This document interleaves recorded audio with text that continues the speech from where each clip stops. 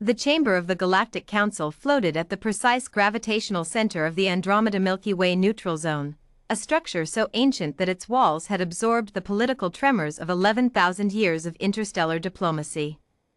Species from 47 star systems had signed treaties here. Wars had ended here. Empires had bent their knees to the collective will of the Council here. Today, one species sat across the negotiating table and said, "No." High Counselor Kale Veyron pressed 4 of his 6 fingers together in a gesture that, in Velthrani culture, meant something between "I am listening" and "I am trying very hard not to panic." The gesture was doing a great deal of work right now. "Admiral Cross," he said, his translator implant converting his clicks and resonant tones into flat, serviceable English, "I want to make certain we understand each other. The Galactic Containment Accord has been ratified by 43 member civilizations. It represents 400 years of collective legal framework. You are telling me that Earth will not sign it?" Admiral Ethan Cross leaned back in his chair, a human chair, because the Council had learned in the second session that Cross refused to sit in anything designed for a species with a different spinal structure. He was a broad-shouldered man with the kind of stillness that people sometimes mistook for patience. It was not patience. It was something more like absolute certainty. "I'm telling you Earth cannot sign it," Cross said. "There's a difference. We're not being difficult. We're being accurate." Veyron's secondary eyelids flickered. "The Accord simply limits the range of human military projection to within 400 light-years of your home system. It is a boundary, Admiral. A reasonable one." "It's a cage," Cross said. He said it the way one states the weather. "And humans don't sign cages." This was the 4th treaty. The first had been the Pacification Framework, a Council attempt to restrict human weapons development following the Kepler incident, in which a single Earth destroyer had accidentally triggered a chain reaction that destabilized an entire contested mining system. The Council had framed it as a safety measure. Earth's response had been to submit 17 pages of documented evidence proving the chain reaction was caused by pre-existing Velthrani infrastructure failures, followed by a polite, firm, and extremely final rejection. The second had been the Resource Allocation Compact, which would have required Earth to submit its asteroid mining schedules for Council review. Cross himself had written the response to that one. It was 4 sentences long. The Council archivists had flagged it as historically terse. The third was the Neural Communication Oversight Treaty, which proposed that all human AI systems operating beyond Earth's orbit require a Council-installed monitoring partition. Earth's Science Directorate had sent back a 300-page technical brief explaining, in exhaustive detail, why this was both architecturally impossible and, frankly, insulting. The brief's conclusion section was titled, "A polite suggestion that you consider what you're actually asking." And now, the Galactic Containment Accord. Veyron had believed, genuinely, that this one would land differently. It was reasonable. It was moderate.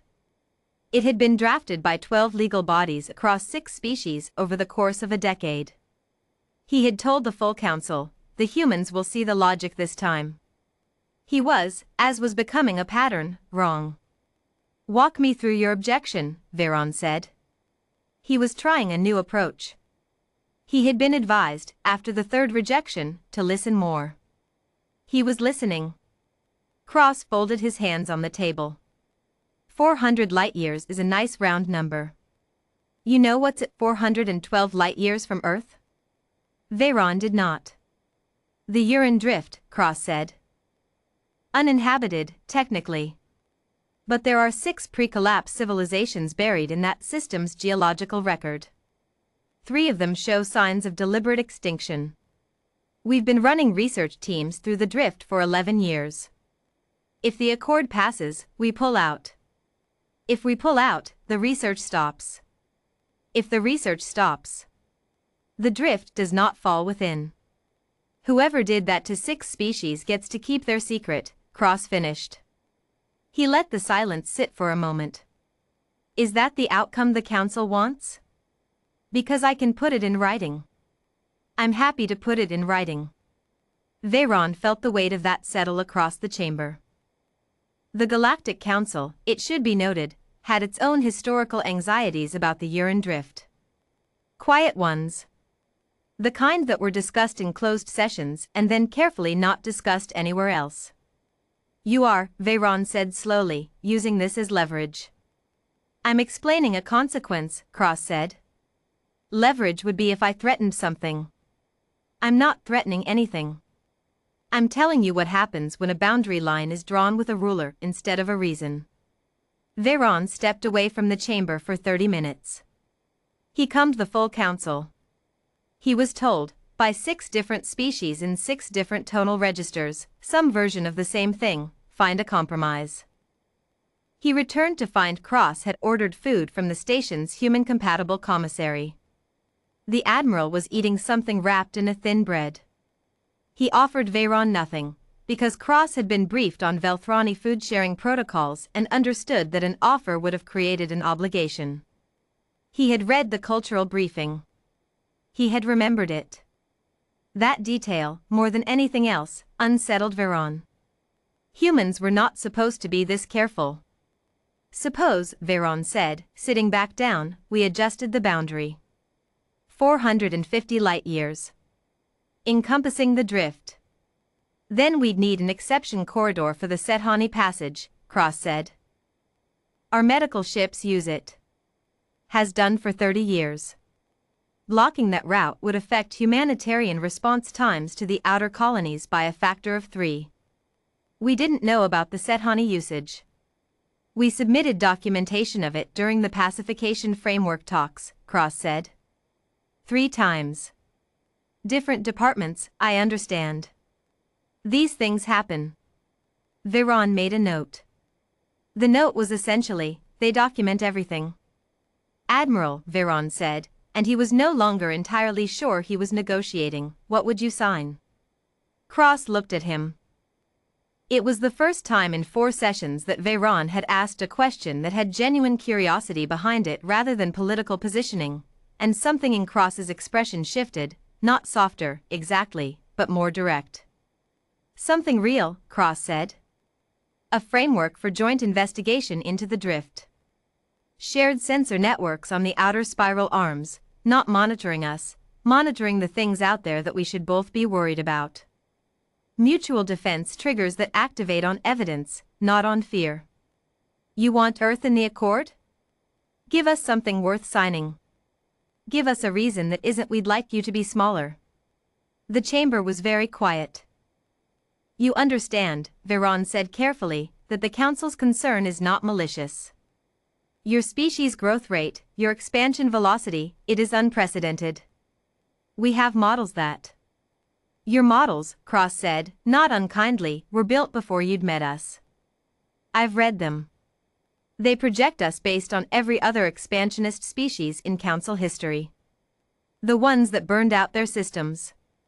The ones that collapsed under resource pressure. The ones that started wars. He paused.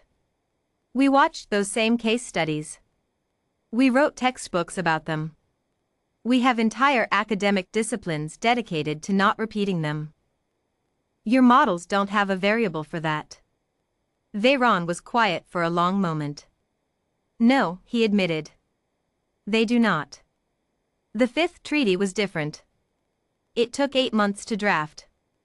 Cross and Veyron wrote large sections of it together, in a smaller room, without aides, Veyron because he had stopped trusting his staff's assumptions about humans, Cross because he worked best without people translating his meaning before it arrived.